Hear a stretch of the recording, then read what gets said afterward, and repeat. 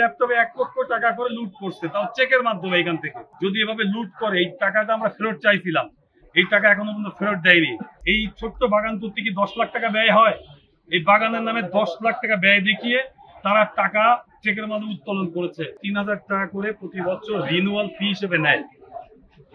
সেই টাকার 38 লক্ষ টাকা এরা তথাকথিত প্রজেক্ট তৈরি করে এই ল্যাপটপের দাম, এটা একটা পুরানো ল্যাপটপ, এরকম 18টি ল্যাপটপ ক্রয়ের নামে তথাকথিত একটা প্রকল্প করছে। যমুনা স্মার্ট রেফ্রিজারেটর, স্মার্ট লাইফে স্মার্ট রেফ্রিজারেটর। এই প্রকল্প দেখিয়ে তৎকালীন এখানকার সিও নাজিমউদ্দিন এবং জোর করে থাকা মেয়র দাবি করা 4 নম্বর ওয়ার্ড কাউন্সিলর স্বেচ্ছাসেবক লীগের সভাপতি কাজী ফিরোজ হাসান, এই দুজন মিলে সিন্ডিকেট করে কর্মকর্তাচারীদের নিয়ে, দুর্নীতিবাজ কাউন্সিলরদেরকে নিয়ে এই টাকা লুট করে সরাসরি। এই ল্যাপটপের বাজার মূল্য 28,900 টাকা। সে এখানে এই রিপোর্টে আসছে, এই ডিসি সাহেবের রিপোর্টে আসছে, এখানে এই ল্যাপটপটি এখানে ইন্সপেকশন করে দেখেন 18টার মধ্যে 12টা ল্যাপটপ পেয়েছে, আর 6টা ল্যাপটপ ক্রয় করা হয়নি। এবং একটা ল্যাপটপের দাম এখানে দেখিয়েছে 1,27,900 টাকা, ওয়ারাস এই ল্যাপটপের বাজার মূল্য 27,900 টাকা। একটা ল্যাপটপে 1 লক্ষ টাকা করে লুট করছে, তাও চেকের মাধ্যমে এখান থেকে। তো এই জনগণের ট্যাক্সের টাকা, ইজি বাইকের ট্যাক্সের টাকা যদি এভাবে লুট করে, এই টাকাটা আমরা ফেরত চাইছিলাম, এই টাকা এখনো পর্যন্ত ফেরত দেয়নি।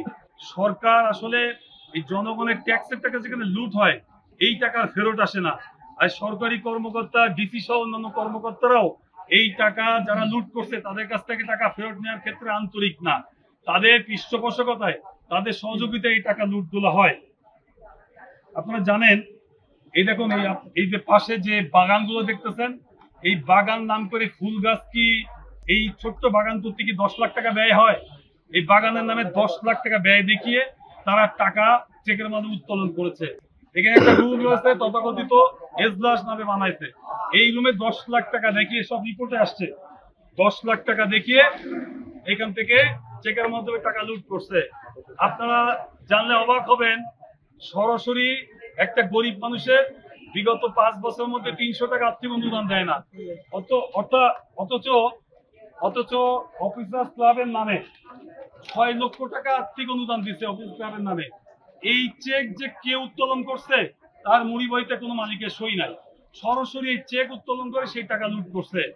আপনারা জানেন যে এই পৌরসভায় করোনার সময় হাত ধোয়ার জন্য সাবান ক্রয়ে সরকারি টাকা আসছিল, বাচ্চাদের গুঁড়ো দুধ খাওয়ানোর জন্য টাকা আসছিল, আপনার চাউলের জন্য টাকা আসছে, ডাউলের জন্য টাকা আসছে। এই 4 নম্বর কলমে দেখে সেই টাকাও তারা লুট করছে। স্টোরের খোঁজ নিয়ে তদন্তকারী কর্মকর্তা দেখছে স্টোরের খাতায় সেই মালামালের কোনো এন্ট্রি নাই। আপনারা জানেন, শীতের সময় সরকার যে অর্থ দিচ্ছিল কম্বল কেনার, আমার এই 11 মাসের অনুপস্থিতিতে তারা একটা কম্বলও কিনেনি। কম্বলের রিপোর্ট এখানে আসছে। এই তদন্তকারী কর্মকর্তা পেয়েছে যে কম্বল কেনার নামে যে টাকা উত্তোলন করেছে, সেই টাকা দিয়ে কম্বল কিনেনি।